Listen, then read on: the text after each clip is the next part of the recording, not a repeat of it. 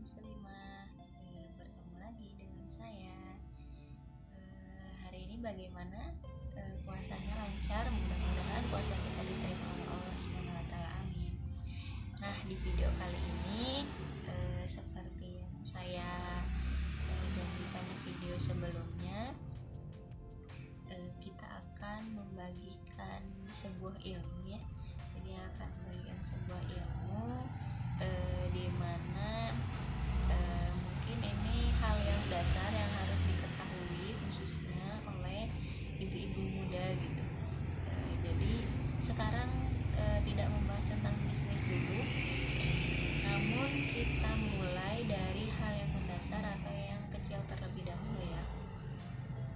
Nah, itu apa? Kita simak videonya. Untuk di video kali ini saya sudah memegang buku, yaitu Mendidik Anak dalam Kandungan. Mungkin ini sesuatu yang sering dilupakan ya oleh rekan-rekan sekalian gitu. Kenapa pada akhirnya anak itu bisa menjadi orang yang soleh dan soleha ketika mereka dewasa? Berarti kan sebelum kita mempersiapkan mereka nih, berarti kan dalam kandungan pun kita harus mempersiapkannya seperti apa baiknya, kemudian apa yang harus kita berikan ketika masih di dalam kandungan. Dan ternyata itu sangat berpengaruh gitu ya, kelangsungan dari perkembangan janin atau anak tersebut nanti di kemudian hari. Nah, di sini mungkin saya akan berbagi sedikit ilmu mengenai cara mendidik anak ketika masih di dalam kandungan. Jadi kita optimalisasikan dulu nih potensi anak sejak dini, yang mudah-mudahan dengan ikhtiar seperti ini nantinya kita bisa menjadikan anak keturunan kita soleh dan soleha seperti itu. Mungkin yang bab pertama ini ada mendidik anak dalam kandungan. Mungkin saya akan bacanya sekilas-sekilas saja ya, jadi supaya kalian juga mengerti di sini bab-babnya seperti apa. Nah di sini ya, menurut para ahli juga gitu, bahwa ketika masih di dalam kandungan pun ternyata janin itu mendengar gitu. Jadi ketika ibunya berbicara, ketika ibunya mengajak ngobrol mungkin ya, ternyata janin itu juga sudah mendengar. Jadi otomatis bagaimana si ibu bisa membicarakan hal-hal yang baik, jadi supaya janin yang ada di dalam kandungan itu mendengar yang baik-baik pula. Jadi jangan sampai mendengar orang tuanya atau khususnya ibu gitu ya sedang menggibah, sedang ya yang lainnya lah gitu, yang tidak baik, yang mudah-mudahan tidak seperti itu gitu. Nah, sebenarnya universitas juga melakukan penelitian nih bagaimana stimulasi untuk meningkatkan tes kecerdasan dari anak di dalam kandungan. Nah, itu bagaimananya. Nah, mungkin di sini ya saya akan bacakan sedikit tentang hadis di mana ketika anak itu ketika tidak dididik dari kandungannya itu celaka sampai dia dewasa. Berarti kan kita harus mendidiknya benar-benar gitu. Kalau misalkan kita mau menjadikan anak-anak kita anak soleh dan soleha yang bisa nanti menyelamatkan kita gitu di yaumil akhir. Nah, itu dari hadis riwayat Imam Muslim dari Abdullah ibn Mas'ud. Anak yang celaka adalah anak yang telah mendapatkan kesempitan di masa dalam perut ibunya. Itu mungkin hadis yang dibacakan tadi ya, bahwa anak itu akan mendapatkan kesempitan ketika masih dalam kandungan gitu. Jadi kita persiapkan, kita optimalkan baik-baik supaya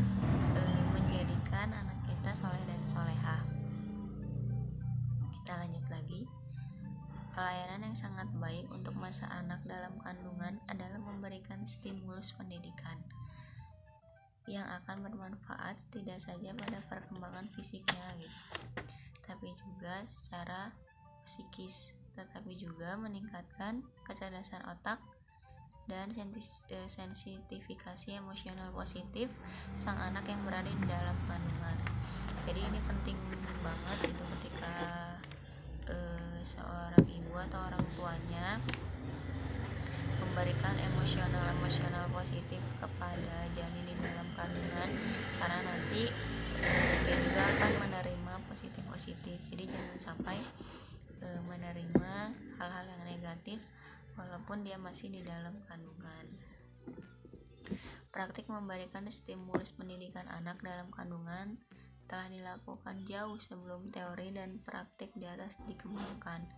Nah, jadi sebelum ada teori-teori yang sekarang ini sudah dicontohkan gitu.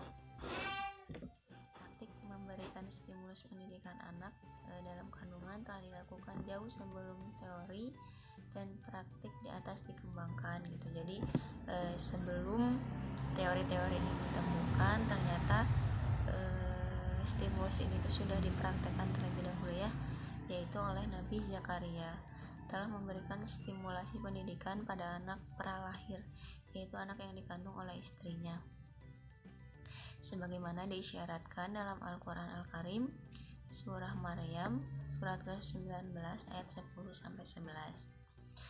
Di dalamnya dijelaskan bahwa pelayanan stimulasi pendidikan yang dilakukan oleh Nabi Zakaria telah membuahkan hasil yang sangat bagus gitu, yakni anak yang memiliki kecerdasan tinggi dalam memahami hukum-hukum Allah.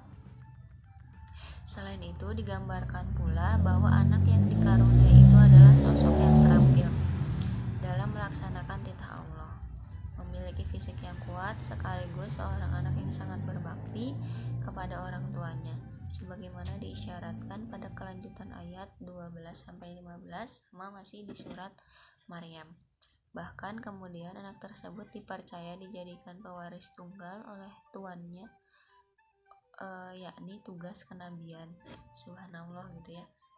Jadi praktek stimulasi pendidikan pralahir ini sudah dicontohkan oleh Nabi Zakaria kepada istrinya, yang pada akhirnya mereka dikaruniai oleh Allah seorang anak gitu ya, yang nampak sempurna secara batiniah dan lahiriah, gagah, kuat, berbakti kepada orang tua, kemudian taat kepada Allah gitu, punya perilaku yang baik, bahkan menjadi penerus kenabian orang tuanya gitu. Begitu juga dengan Nabi Adam. Tatkala istrinya Hawa mengandung anak pertamanya, dan pada tahapan kandungan yang masih ringan, ia merasa biasa saja berjalan seperti sedia kala, merasa tidak ada beban. Namun tatkala usia kandungan itu bertambah, yang ditandai dengan perut yang terus membesar, disitulah ia merasakan kepayahan dan keberatan. Saat itulah Siti Hawa dengan sedih mengadu kepada suaminya Nabi Adam tentang keadaan perutnya yang kian hari kian besar, yang membuatnya dari hari demi hari merasa makin payah. Kondisi ini membuat Nabi Adam alaihissalam beserta isinya bersama-sama memohon kepada Allah dengan sebuah doa yang sangat filosofis, yaitu, sesungguhnya jika engkau memberi kami anak yang sempurna, tentulah kami termasuk orang-orang yang bersyukur, yaitu ada di surat Al-A'raf ayat 189. Jadi kerjasama antara orang tua pun sangat berpengaruh ketika kita ingin menjadikan anak kita soleh dan soleha, seperti yang dicontohkan oleh Nabi Zakaria tadi. Nabi Adam pun mencontohkan dengan istrinya, yaitu Siti Hawa, tidak hanya dari segi mungkin secara lahiriah, tapi juga batiniahnya, yaitu berdoa kepada Allah. Dengan doa apa? Yaitu ketika Allah memberikan kesempurnaan kepada anaknya, dia termasuk orang-orang yang mensyukuri atas nikmat yang diberikan Allah atas kepercayaan yang dititipkan oleh Allah, yaitu berupa anak yang sempurna secara lahiriah dan batiniah. Ini adalah suatu praktik pendidikan anak dalam kandungan yang dilakukan secara bersama antara suami dan istri dengan kesamaan visi dan misi, yaitu orientasi pendidikan yang bersumber pada motivasi untuk memurnikan keesaan Allah semata. Sebuah kondisi yang membuahkan keridhaan Allah, sehingga dengan curahan rahmatnya keberkahan pun mengalir mengiringi laju bahtera rumah tangga tersebut. Jadi satu yang perlu diingat gitu ya, ketika kita akan membina suatu rumah tangga yang nantinya akan insya Allah dititipi seorang keturunan gitu, berarti kan harus punya visi misi yang kuat supaya nantinya mencontohkan kepada anak-anaknya, dan ridho Allah pun akan turun, rahmat Allah akan turun ketika suami istri ini berupaya untuk sama-sama menjadikan rumah tangganya sebagai mencari keridhaan Allah semata dengan cara memurnikan keesaan Allah. Nah ini ada ayat yang mengisahkan gitu ya, ketika kita ini siapa sih gitu. Kenapa akhirnya kita harus menjadikan diri kita gitu orang yang harus memurnikan ketaatan kepada Allah dan harus mencontohkan kepada anak keturunan kita. Itu juga masih sama, ada di surat Al-A'raf ayat 189 nya. Nah ini ayatnya ya, yang tadi yang sudah doakan oleh Nabi Adam gitu. Nah ini ayat lengkapnya saya bacakan. Dialah yang menciptakan kamu dari diri yang satu, dan daripadanya dia menciptakan istrinya agar dia merasa senang kepadanya. Maka setelah dicampurinya, istrinya itu mengandung kandungan yang ringan, dan teruslah dia merasa ringan beberapa waktu. Kemudian tatkala dia merasa berat, keduanya suami istri bermohon kepada Allah Tuhannya seraya berkata, sesungguhnya jika engkau memberi kami anak yang sempurna, tahu kesempurnaan ini yang soleh ya, memberikan anak yang soleh, tentulah kami termasuk orang-orang yang bersyukur gitu. Jadi kesempurnaan di mata Allah itu adalah anak yang soleh dan soleha. Jadi ketika kita dititipkan oleh Allah karunia yaitu berupa anak, berarti kan bagaimana caranya mengoptimalkan, mengupayakan supaya anak keturunan kita menjadi anak yang soleh dan soleha. Nah itu ya mungkin untuk pendidikan anak di dalam kandungan. Ini masih berlanjut ya, jadi masih banyak yang akan di-sharingkan setelahnya.